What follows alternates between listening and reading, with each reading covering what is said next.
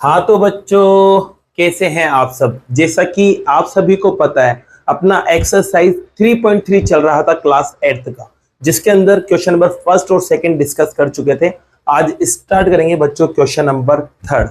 अब question number third में देखो क्या दे रखा है। आपको दे रखा है ABCD एक पैरेललोग्राम है, मतलब समांतर चतुर्भुज। तो बच्चों बना लेते हैं पैरेललोग्राम। कुछ ऐसा होता है, नाम भी दे देते हैं ABCD, ठीक है। अब इसने क्या कहा है कि ये पैरेललोग्राम हो सकता है क्या, मतलब समांतर चतुर्भुज हो सकता है। अब किस किस कंडीशन में, तो ये 3 कंडीशन है। आपको बताना है किसमें पैरेललोग्राम होगा और किसमें नहीं होगा, मतलब किसमें समांतर चतुर्भुज बनेगा और किसमें नहीं बनेगा। तो इसके लिए बच्चों देखो पहली कंडीशन दे रखी है। क्या दे रखा है, डी और बी दोनों को जोड़ने पर 180 आ रहा है। तो आपको बच्चों सीधी सी बात पता है कि लाइन जब पैरेलल होती है ना, समांतर होती है, तो एक ही तरफ वाले जो एंगल्स होते हैं इन्हें प्लस करने पर 180 आता है। चाहे तो इन दोनों को ले लो, प्लस करने पर 180 आएगा, चाहे इन दोनों को ले लो, चाहे इन दोनों को ले लो। तो इसका मतलब ये है बच्चों, यहां पर आप कह सकते हो बी और सी को जोड़ने पर 180 आ सकता है, सी और डी को जोड़ने पर 180 आ सकता है, डी और ए को जोड़ने पर 180 आ सकता है, और ए और बी को जोड़ने पर 180 आ सकता है। लेकिन यह लिखा हुआ है डी और बी, तो डी तो यहाँ है, बी यहाँ है, आमने सामने वालों को जोड़ने पर 180 नहीं आता। तो इस कंडीशन में ये समांतर चतुर्भुज नहीं होगा, पैरेललोग्राम नहीं होगा। ये आपका आंसर है। इसमें देखो क्या लिखा हुआ है, चलो लिखते हैं। ए बी और डीसी दोनों कितने हैं, 8 8 है। ए बी भी 8 है, डीसी भी 8 है। बीसी कितना है, तो बीसी बच्चों 4.4 है, और एडी कितना है, तो एडी 4 है। अब पैरेललोग्राम में क्या होता है बच्चों, जो समांतर चतुर्भुज होता है वो तभी पॉसिबल होता है जब आमने सामने वाले बराबर होते हैं। तो ये दोनों तो बराबर है, लेकिन ये दोनों बराबर नहीं है। तो इस कंडीशन में भी आप कह देंगे कि यार ये पैरेललोग्राम नहीं हो सकता, समांतर चतुर्भुज नहीं होगा, ठीक है। अब बात करते हैं ए की। ए कितना दे रखा है, 70। ए का है भाई, ये रहा 70। सी कितना है, 65। अब आपसे कहे कि इस कंडीशन में बन सकता है, तो भाई नहीं बन सकता। क्यों, क्योंकि आमने सामने वाले जो एंगल्स होते हैं, मतलब कोण जो होते हैं, वो बराबर होना चाहिए। ये 70 तो वो भी 70 होना चाहिए था, या फिर ये 65 है ना, तो ये भी 65 होना चाहिए था। तो इस कंडीशन में भी आपकी ये पैरेललोग्राम नहीं होगा, मतलब समांतर चतुर्भुज नहीं होगा। और क्वेश्चन नंबर थर्ड बच्चों आपका क्या होता है, कंप्लीट होता है। तो अब बच्चों क्वेश्चन नंबर 4 जो है ना, वो ज्यादा इंपॉर्टेंट है नहीं एग्जाम के पॉइंट ऑफ व्यू से। तो अब लेंगे अपन क्वेश्चन नंबर 5 को। जैसा कि बच्चों जब आप क्वेश्चन नंबर 5 की लैंग्वेज पढ़ोगे, तो लैंग्वेज में आपके पास लिखा हुआ है ratio of two adjacent angle, मतलब दो आसन्न कोणों का अनुपात आपको दे रखा है। कितना, 2:3 दे रखा है।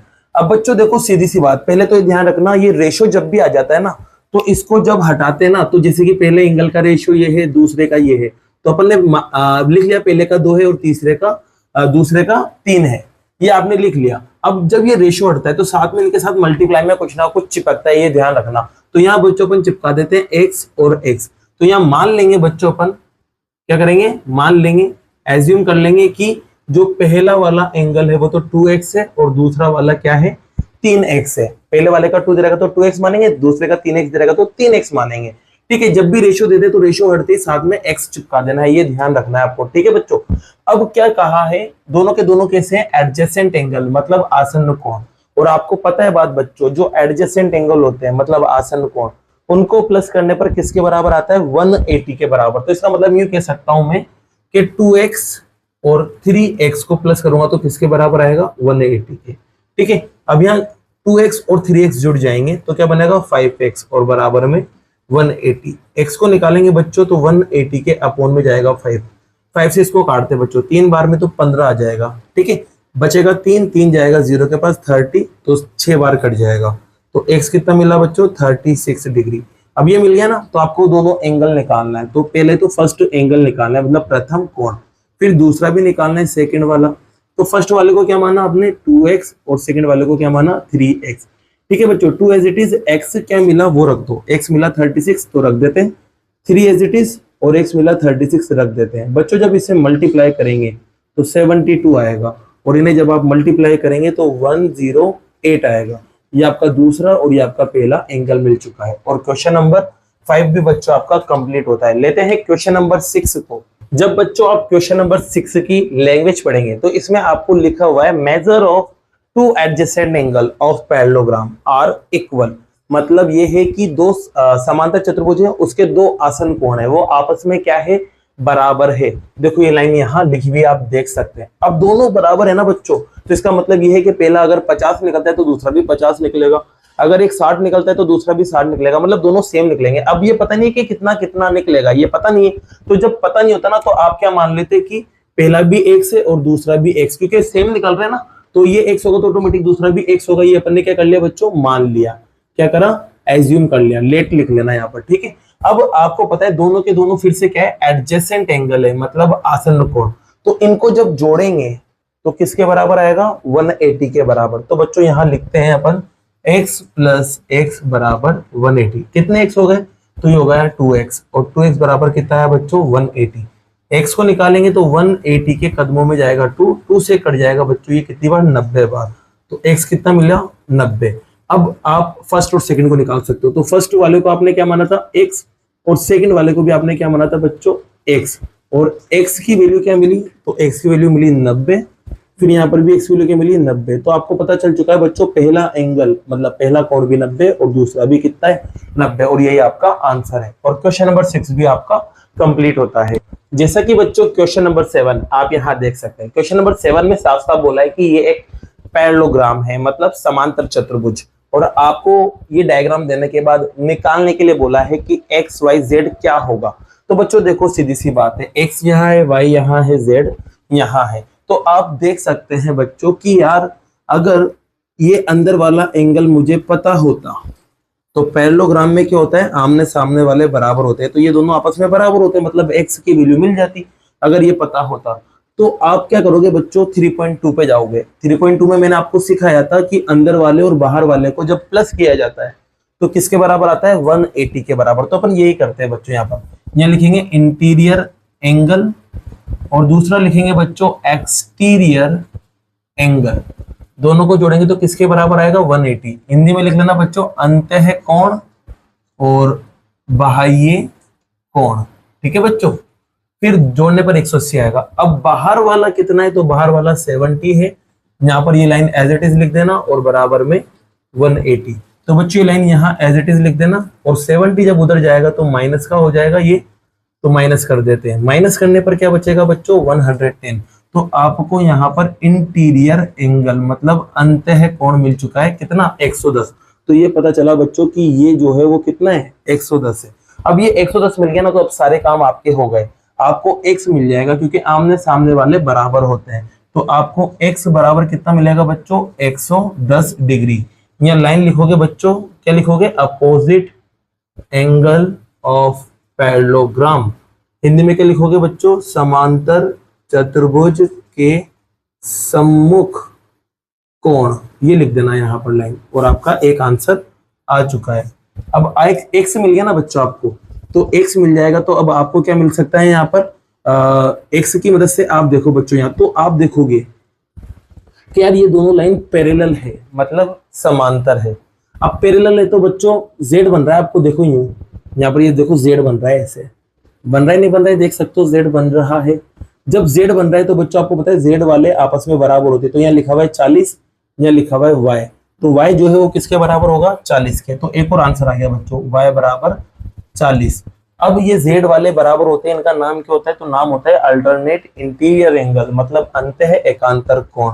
तो लिखना अल्टरनेट इंटीरियर एंगल, हिंदी में लिखना अंतः एकांतर कोण। ओके बच्चों, ये लाइन आप यहाँ लिख देना, और दूसरा आंसर भी आपका मिल चुका है, x मिल गया, y मिल गया। बात करते हैं z की। तो बच्चों अब नीचे वाले ट्राइंगल को ले लो ना यार, नीचे वाले ट्राइंगल में आपको ये भी पता, ये भी पता, बस एक ही तो गायब है। जब सब पता हो और एक गायब हो तो सबको जोड़ के ट्राइंगल का सम कितना आता है, 180। 180 के बराबर कर देंगे तो यहाँ देखो z plus y, z plus y plus 110 बराबर होगा 180 के। रीजन क्या लिखोगे, तो रीजन सीधा सा आएगा, sum of all angles of triangle. Hindi में क्या लिखोगे बच्चों, त्रिभुज के तीनों कोणों का योग। ठीक है, यहाँ ये लिख देना आप। अब यहाँ पर आपको y के बारे में पता है, y कितना है बच्चों, तो y 40 है, और यहाँ 110 और बराबर 180, दोनों प्लस हो जाएंगे तो क्या बनेगा, 150, वो भी प्लस का, और बराबर में क्या चल रहा है, 180। बच्चों 150 के लात मारेंगे तो उधर जाके माइनस हो जाएगा, और माइनस करोगे बच्चों तो कितना मिलेगा, 30 मिलेगा, और ये आपका जेड में मिल चुका, और ये आपका क्या है बच्चों, आंसर है। और क्वेश्चन नंबर 7 भी बच्चों आपका कंप्लीट होता है। क्वेश्चन नंबर 8 में आपको दे रखा है एक तो GUNS और एक दे रखा है बच्चों आपको RUNS। ये दोनों के दोनों क्या है, पैरेललोग्राम है, मतलब समांतर चतुर्भुज है। और आपसे कहा है कि इसमें जो सारी लंबाइयां लिखी हुई है ना, ये सभी की सभी किसमें, सेंटीमीटर में है। और आपको निकालने के लिए क्या बोला है, तो देखो आप यहाँ पर निकालना है आपको x और y। तो बच्चों देखो यहाँ पर ये जो नंबर लिखे हुए ना, वो लाइंस पर लिखे हुए देख सकते हो, और लाइंस पे लिखे हुए होते तो बच्चों ये देखो आप बात करोगे फर्स्ट रूल की, क्या होता है, पैरेललोग्राम में आमने सामने वाली जो साइड होती है, मतलब जो भुजाएं होती हैं, वो आपस में क्या होती है, बराबर होती है। तो इसका मतलब ये है बच्चों, यहाँ पर आप कह सकते हैं पहले क्वेश्चन में कि 3x बराबर होगा किसके, 18 के। यहाँ लाइन लिखना बच्चों, अपोजिट साइड ऑफ पैरेललोग्राम।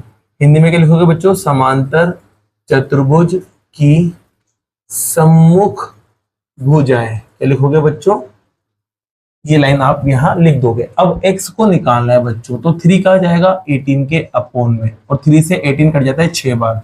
तो बच्चों आपको x क्या मिल गया, 6, और सेंटीमीटर लगा देना, ये आपका आंसर आ चुका है। ऐसे ही बच्चों 3y माइनस का 1 किसके बराबर होगा, 26 के। तो फिर से लिखेंगे 3y माइनस का 1 बराबर 26, माइनस 1 उधर जाएगा तो क्या हो जाएगा बच्चों, प्लस का हो जाएगा, प्लस करोगे तो कितना बनेगा, 27, और y को निकालोगे बच्चों तो 27 के अपोन में ये वाला 3 चला जाएगा, और 3 से 27 कट जाता है 9 बार। तो बच्चों y आपको क्या मिला, तो y आपको मिला 9, और साथ में क्या लगा देना, सेंटीमीटर, ये आपका आंसर। और यहाँ क्या लाइन लिखोगे बच्चों, तो ये जो लाइन लिखी ना मैंने, वो लाइन यहाँ आप लिख देना, और क्वेश्चन नंबर फर्स्ट आपका कंप्लीट होता है। अब क्वेश्चन नंबर सेकंड की बात करें तो बच्चों क्वेश्चन नंबर सेकंड में जो नंबर लिखे हुए ना, वो लिखे हुए डायगोनल्स पर, मतलब विकर्ण पर, ठीक है। तो यहाँ आप देख सकते हो ये जो डायगोनल के टुकड़े होते हैं ना, विकर्ण के जो टुकड़े, ये वाला इसके बराबर होता है, ये वाला इसके बराबर होता है। रूल नंबर कौन सा है, थर्ड वाला, तो ये रूल यहाँ लगेगा। तो बच्चों यहाँ पर आप देख सकते हो ये वाला बंदा इसके बराबर होगा और ये वाला बंदा इसके बराबर होगा। तो पहले अपन पकड़ते हैं जिसमें एक अल्फाबेट है और एक अल्फाबेट इस वाले में आ रहा है, तो इसको पकड़ेंगे सबसे पहले, और ये किसके बराबर करेंगे, 20 के बराबर। तो आप कह सकते हैं बच्चों y + 7 बराबर होगा 20 के। इसका रीजन क्या है, तो इसका रीजन है बच्चों diagonal bisect each other. Hindi में क्या लिखोगे बच्चों, विकर्ण एक दूसरे को समद्विभाजित करते हैं, क्या करते हैं, समद्विभाजित करते हैं। ये लाइन आप यहाँ लिख देना। अब देखो बच्चों यहाँ से y को निकालना है, तो 7 उधर जाएगा तो माइनस हो जाएगा बच्चों, और माइनस करोगे तो कितना मिलेगा, 13, और पीछे क्या लगा देना, सेंटीमीटर, यही आपका आंसर है। ऐसे बच्चों x + y किसके बराबर होगा, 16 के। तो फिर से लिखेंगे x + y बराबर 16। अब यहाँ पर ये क्यों आया, तो इसका भी रीजन सेम यही है, ये लाइन यहाँ लिख देना।